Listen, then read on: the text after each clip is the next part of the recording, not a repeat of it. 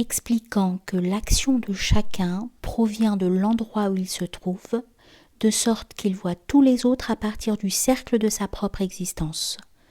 Un verre bleu fait voir le soleil bleu, un verre rouge rouge, mais quand le verre échappe à la couleur, il devient blanc, et alors il est plus fidèle que tous les autres et devient le modèle de tous. Abu Jahl vit Ahmed et dit « C'est une vilaine figure qui provient des fils de Hachim. » Ahmed lui dit « Tu as raison. Tu as dit la vérité, bien que tu sois impertinent. » Le Siddiq, Abu Bakr, le vit et lui dit « Ô soleil, tu n'es ni d'Orient ni d'Occident. Brille magnifiquement. » Ahmed dit « Tu as dit la vérité, ô cher ami, ô toi qui as échappé à ce monde du néant. » Ceux qui étaient présents dirent « Ô roi, pourquoi les as-tu déclarés tous deux véridiques alors qu'ils se contredisaient ?»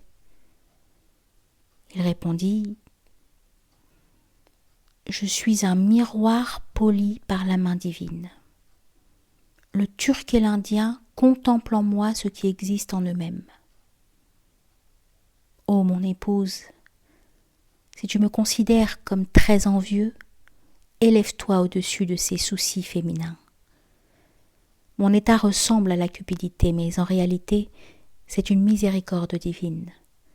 Là où se trouve cette bénédiction, où est la cupidité ? Fais l'épreuve de la pauvreté un jour ou deux afin de pouvoir trouver dans la pauvreté une richesse double. Sois patiente avec la pauvreté, renonce à ce dégoût, parce que dans la pauvreté, il y a la lumière du Seigneur de gloire. Ne sois pas amère, et tu verras des milliers d'âmes plongées de contentement dans une mer de miel. Contemple des centaines de milliers d'âmes en proie d'amères souffrances, plongées dans le sirop de rose comme la rose.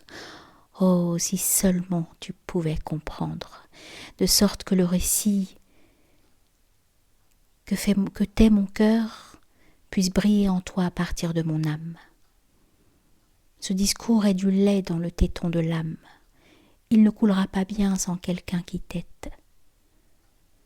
Quand l'auditeur est devenu assoiffé en recherche, le prédicateur, même s'il est comme mort, devient éloquent. Quand l'auditeur est frais et disponible, le muet trouvera 100 langues pour parler.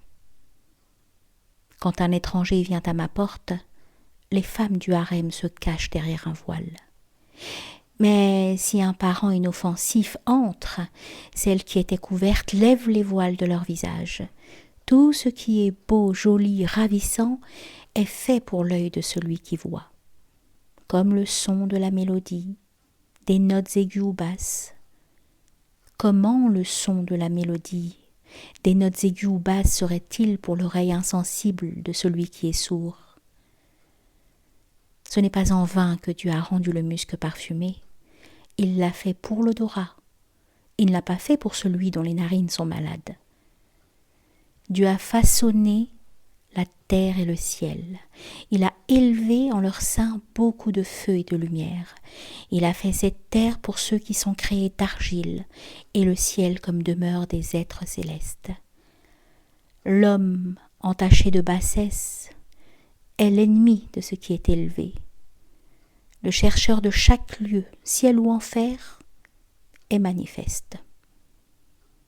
Ô femme chaste, t'es-tu jamais levée et parée pour quelqu'un qui est aveugle ?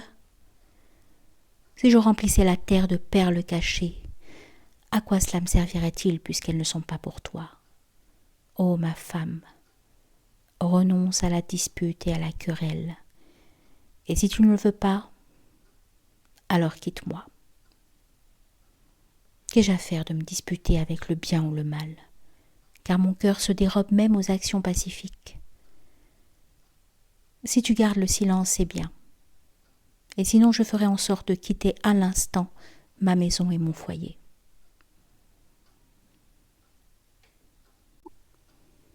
Comment la femme accepta les dires de son mari et pria Dieu de lui pardonner ses propres paroles. Quand la femme vit qu'il était furieux et impossible à convaincre, elle se mit à pleurer. En vérité, les larmes sont l'artifice de la femme. Elle dit « Quand ai-je imaginé de telles paroles de ta part ? Je souhaitais de toi quelque chose de différent. » La femme se mit à s'humilier elle-même. « Je suis ta poussière, disait-elle.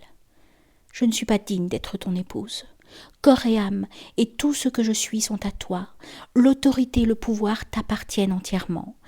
Si en raison de la pauvreté mon cœur a perdu patience, ce n'est pas pour moi, mais pour toi. Tu as été mon remède dans l'affliction. Je désire que tu ne sois pas dans l'indigence. Sur mon âme et conscience, ceci n'est pas à cause de moi-même. Ces plaintes et ces gémissements sont à cause de toi. Je jure par Dieu qu'à chaque moment je mourrais volontiers pour toi, devant toi. Si seulement ton âme, à laquelle mon âme est dévouée, était consciente des pensées les plus intimes de mon âme.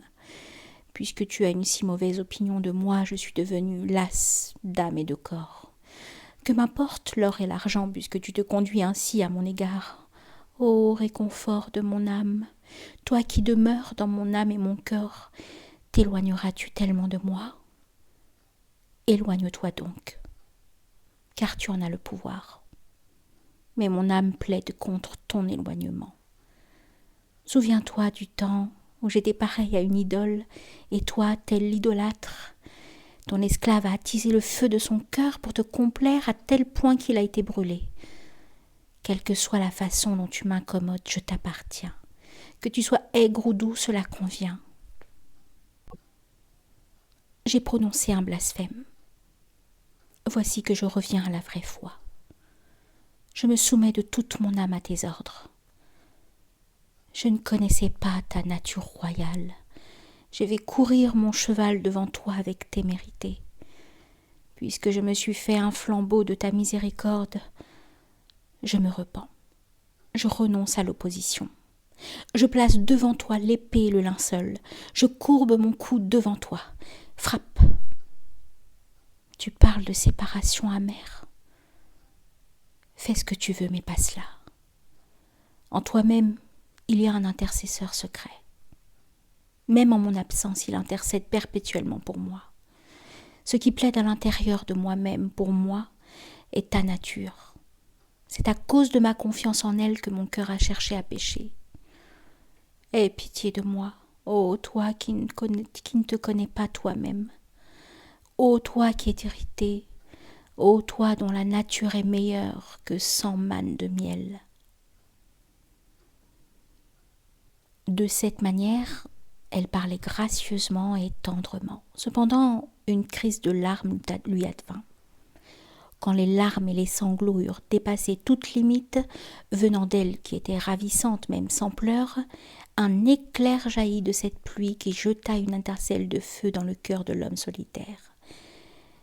Elle, par le beau visage de qui l'homme est rendu esclave, qu'en sera-t-il quand elle se comporte comme une esclave ? Elle dont l'arrogance fait trembler les cœurs, comment seras-tu quand elle tombera en pleurant devant toi ? Elle dont le dédain fait saigner ton cœur et ton âme, comment seras-tu si elle recourt à la supplication ? Elle dont la tyrannie et la cruauté nous capturent, quel argument aurons-nous quand elle se mettra à plaider ?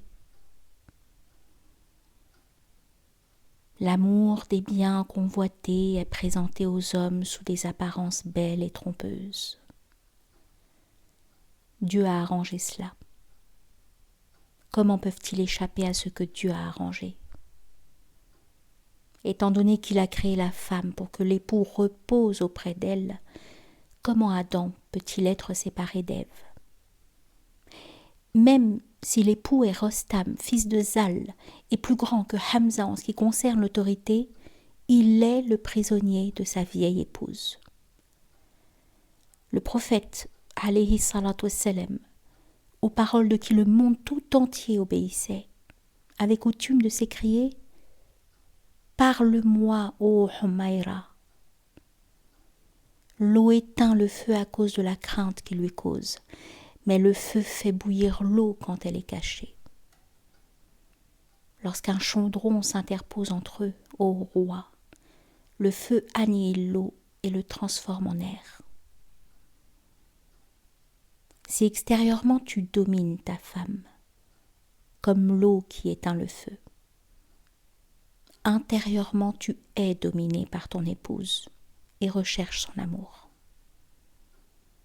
Ceci caractérise seulement l'homme.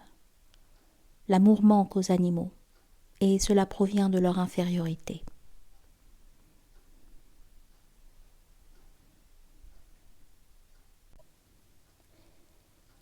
Explication de la parole prophétique. En vérité, les femmes l'emportent sur l'homme sage et l'homme ignorant l'emporte sur elle. Le prophète alayhi salatu wassalam a dit que la femme l'emporte infiniment sur les hommes sages et intelligents, tandis que les hommes ignorants l'emportent sur la femme, car en eux la férocité de l'animal est emprisonnée.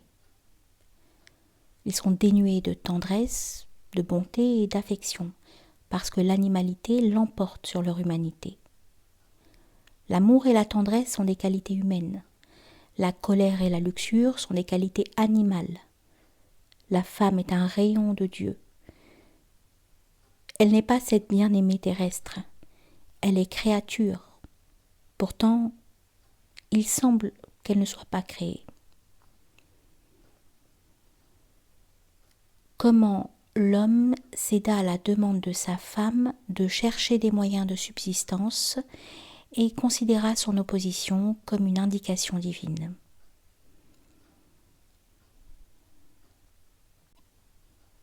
Pour l'esprit de tout homme sage, c'est un fait qu'avec chaque objet qui tourne, il y a quelqu'un qui le fait tourner. L'homme devint aussi affligé par ces paroles qu'à l'heure de la mort, un officier tyrannique l'est pour sa tyrannie. Il dit « Comment suis-je devenu l'adversaire de celle qui est l'âme de ma vie ?» Quand le destin arrive, il trouble la vue, de sorte que notre raison ne peut pas distinguer le pied de la tête. Dès que le destin est passé, la raison se déchire elle-même. Déchirant le voile, elle se déchire le sein.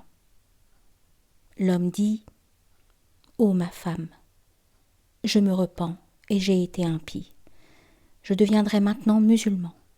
J'ai péché contre toi. Aie pitié de moi, ne me détruis pas totalement. Ne me détruis pas totalement. » Si l'infidèle se repent, il devient musulman quand il implore son pardon. Dieu est le Seigneur compatissant et généreux. L'existence et la non-existence sont toutes deux éprises de lui. L'impiété et la foi sont toutes deux amoureuses de cette majesté. Le cuivre comme l'argent sont esclaves de cette pierre philosophale.